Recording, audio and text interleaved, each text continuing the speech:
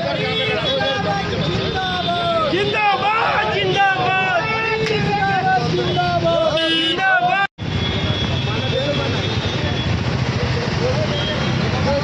नेताजी एक फोटो खिंचवा लो, प्रचार हो जाओ, एक वीडियो बनवा लो।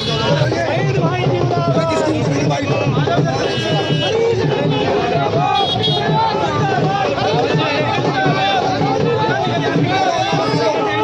कांग्रेस का काम बोलता है और यहाँ के लोगों का जो हमसे स्नेह है, जो अपनापन है, वो हमारा कवच है, हमारा रक्षा कवच है।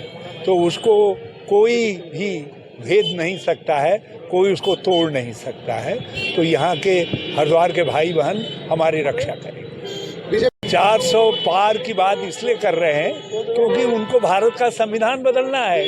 वो संविधान को ख़त्म करना चाहते हैं, बाबा साहब अम्बेडकर के संविधान को बदलना चाहते हैं। उसके लिए उनको 400 से ज़्यादा की संख्या चाहिए और उन्होंने अपना इरादा कई बार व्यक्त किया है।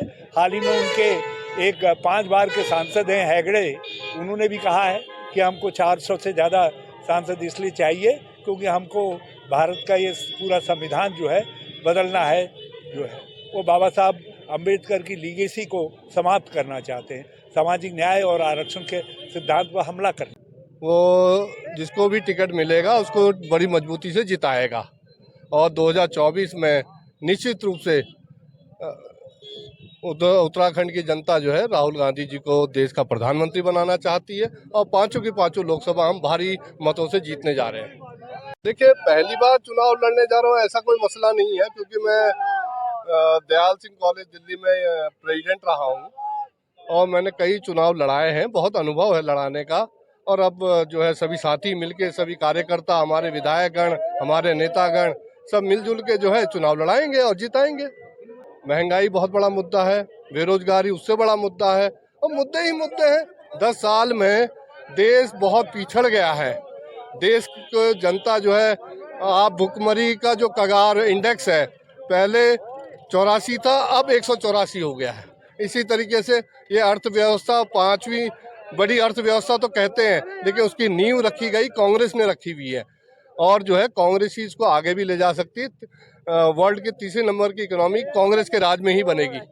2009 से सक्रिय हूँ और लगातार मुझे सभी गाँव के नाम पता है, सभी गाँव में आना जाना रहा है। वो कहते हैं ना, नए जो हैं प्रवासी पक्षी तो अब आए हैं। अब जो 10 साल रहे उन्होंने यहाँ क्या किया?